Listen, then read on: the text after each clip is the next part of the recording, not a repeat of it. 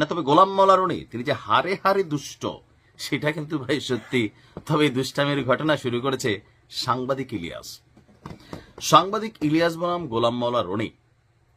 সাংবাদিক ইলিয়াস গোলাম মাওলা রনিকে নিয়ে গতকালকে দুই সংসারের যে ছবি দিয়েছে, দ্বিতীয় ছবিটা নিয়ে আমিও আমার ভিডিওতে বলছি কিছুটা সন্দেহ আছে যেটা আসলে পারিবারিক কোনো ছবি কিনা। এর মাঝখানে সাংবাদিক ইলিয়াসকে নিয়ে এবার গোলাম মাওলা রনি যে স্ট্যাটাস দিছে, আসলে এবার যেই খেলার দিকে যাবে নোংরামি বনাম নোংরামি।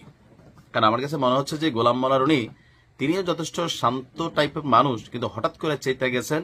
আসলে ধৈর্য কতক্ষণ নেবে? সাংবাদিক ইলিয়াস যদি কারো গুতানি ধরে তার ধৈর্যের বাদ এমনিও ভেঙে যাবে।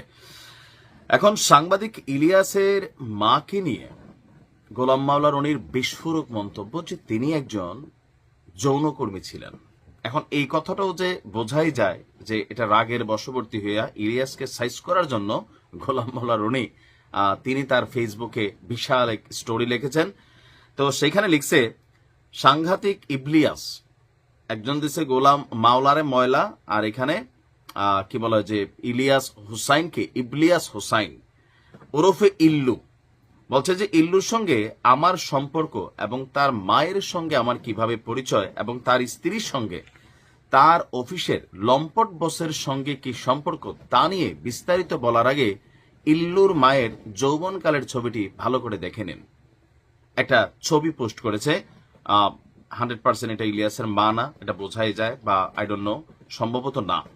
যাই হোক, তো এখানে বিশাল একটা স্টেটাস তিনি দিয়েছেন। তিনি লিখেছেন, চাকুরি বাকুরি, ব্যবসা বাণিজ্য, রাজনীতি, মেধার লড়াইয়ে গত 40 বছরে বড় বড় রাঘব বোয়াল, মাফিয়া, সিন্ডিকেট, তথাকথিত বুদ্ধিজীবীদের পেছনে ফেলে আমি যেভাবে আজ অবধি টিকে আছি তা বিস্ময়কর। শেখ হাসিনা সরকার সর্বোচ্চ চেষ্টা করেছে আমাকে আর্থিক দুর্নীতি, ব্যক্তিগত চরিত্রহীনতা প্রমাণ খোঁজার জন্য। তো জীবনে আমি ইল্লু বিল্লুদের সঙ্গে কোনোদিন লড়াই করিনি। যাদের সঙ্গে লড়েছি তারা ক্ষমতা, বিত্ত, বৈভবে সারা দেশ সেরা এবং সব লড়াইয়ে প্রতিপক্ষ পরাজিত হয়েছে।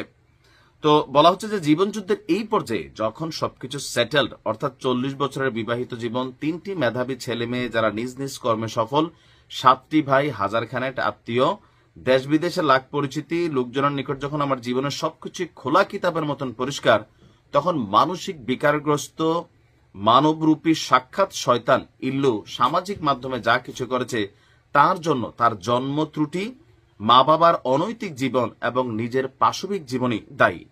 তার জীবনের হতাশার নেপথ্যের কারণ বর্ণনা করলে বুঝবেন কেন সে বুনু শুয়োরের মতন সাধারণ শব্দ করে আর মন্দ চিন্তা এবং মন্দ ক্রমে ব্যস্ত থাকে। এখন সাংবাদিক ইলিয়াসের পেজ থেকে যেটা পোস্ট করা হয়েছে, দ্বিতীয় ছবিটা নিয়ে আমার কাছে মনে হয়েছে যে এটা জাস্ট গোলাম মাওলা রনিরে উস্কানোর জন্য। তো উস্কানোর খেলাটা কোথায় গিয়ে পড়ছে এবার দেখেন। ইল্লু যখন বালক তখন তার মা কয়েকটি হোটেলে নিয়মিত যাতায়াত করত। আপনি বুঝছেন কোথায় গিয়া আবার গোলাম মাওলা রনিরও একবারে সরাসরি মা পর্যন্ত যাওয়া কিন্তু ঠিক হয় নাই, বাট আসলে ধৈর্যের বাদ নিশ্চয়ই রনির ভাইঙা গেছে। কখনো তার বাবা আবার কখনো বালক ইল্লু তার মাকে নিয়ে হোটেলে আসতো এবং মায়ের ফিরে না আসা পর্যন্ত লবিতে অপেক্ষা করত। একদিন কোনো এক যৌন দানবের কবলে পড়ে মহিলাটা রক্তাক্ত হয়, পুরো হোটেলে হইচই পড়ে, পুলিশ এসে তাদের উদ্ধার করে ঢাকা মেডিকেলে নিয়ে যায়। আমি তখন জরুরি বিভাগে ছিলাম। ইল্লুর কান্না এবং লোকজনের হইচই শুনে মানে এটা সামনের দিকে যাওয়ার মতন অবস্থা নাই, খুবই কঠিন অবস্থা। পুরোটা স্টেটাসের মধ্যে যেটা ছিল যে তখন মানে এটা পুরোটাই বোঝা যেতেছে ইলিয়াসকে গুতানোর জন্য, কারণ ইলিয়াস যেভাবে তার ব্যক্তি জীবনে আক্রমণ করছে, সো ইলিয়াসকে নিয়ে একদম এক্সট্রিম লেভেলে কিন্তু গোলাম মাওলা রনি গেছে। পরের ভিডিও ইলিয়াস কি বানাবে বুঝতেই পারছেন। তো আপনার এখানে লম্বা চূড়া, এখানে যেটা আমরা দেখছি যে এত কিছুর পরও ইবলিশ রূপী ইল্লু কেন ভাদ্র মাসের কামাসক্ত পাগলা কুকুরের মতো আছে। এখানে লম্বা চূড়া লিখছে, আমি শব্দ পড়লাম না। দ্বিতীয়ত, ইল্লু যখন বড় হলো তখন আমি জানলাম সে এক লম্পটের অফিসে চাকরি করে। লম্পট বসের মনোরঞ্জনের জন্য সে তার নিজের স্ত্রীকে কিভাবে বসের শয্যায় পাঠাতো তা তার অফিসের লোকজন আজও বলাবলি করে। বিদেশে নিজেকে সমকামী হিসেবে ঘোষণা দিয়ে শরণার্থী হওয়া, একাধিক বিয়ের পরও একের পর এক পরকীয়া করতে গিয়ে হাতে নাতে গণপিটুনি, এসব কুকর্মের জন্য মানে এখানে লম্বা চূড়া। তারপর সে তার বাবার কথাও লিখছে আপনার গোলাম মাওলা রনি, যে আমার বাবা গামছা বিক্রি করতো না, নুসনি ব্যস্ত, তা নিয়ে ইল্লুর কেন আগ্রহ। তো এখানে খুবই আচ্ছা, যাই হোক, বোঝাই গেছে দুই গ্রুপের বা দুইজনের রেশানলের ফসল এটা।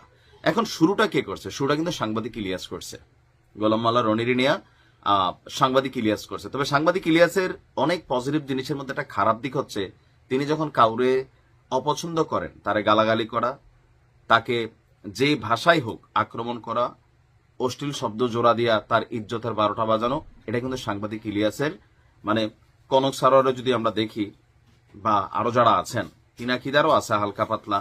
তো এই জিনিসগুলো আসলে মানুষ কি পছন্দ করে নাকি করে না? করে না, এটা হচ্ছে বাস্তব। আর দেখেন আপনার ফ্যান ফলোয়ার থাকতে পারে, সেফুদারও ফ্যান ফলোয়ার আছে, সেফুদাও তো গালাগালি করে। তো সাংবাদিক ইলিয়াসের সবকিছু পজিটিভের মধ্যে অসম্ভব অসাধারণ সাংবাদিক, প্রতিবেদনের কথা তার বলাই লাভ নাই, সৎ মানুষ, সব ঠিক আছে, কিন্তু ওই যে তিনি যে শব্দ প্রয়োগ করেন কাউকে আক্রমণ করার জন্য কথা দিয়া, তো সেইগুলা স্বাভাবিকভাবে মানুষের ধৈর্যের বাঁধ ভেঙে দেয়।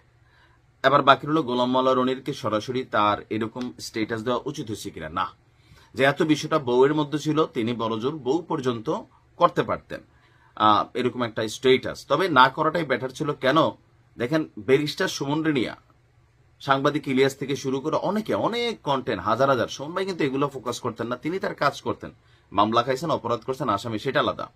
এখান থেকে যেটা শিক্ষণীয়, যে নোংরামির বিপরীতে নোংরামি কখনো জবাব হতে পারে না। তবে মানুষ তো, আমার সাথে হইলে আমিও হয়তো এরকম তেলে বেগুনে জ্বলে উঠতাম, এটাই বাস্তবতা।